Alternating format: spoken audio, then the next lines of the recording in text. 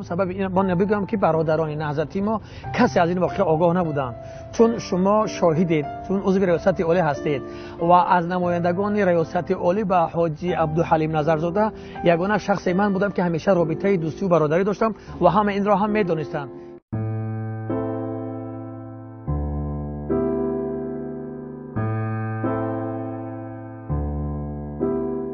همه حیرت زده بودن.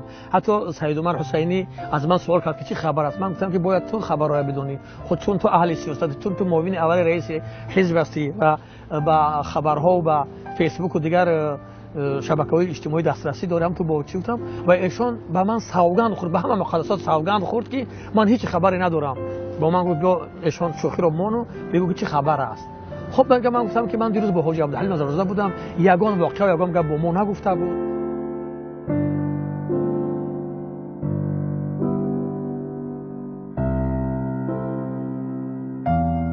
یعنی منظور شما این است که اعضای ریاست عالی و حتی معاونان رئیس حزب از این قضیه آگاهی نداشتند؟ من با اطمینان کامل به برادران میرسانم، بخصوص به آن برادران زندانی ما که امروزها در زندان بیگناه نشستند، فرزندان و پیوندان اقارب آنها بدانند که اونها هیچ خبری حتی نداشتند از این واقعه‌هایی که به حاجی حلیم پیوست.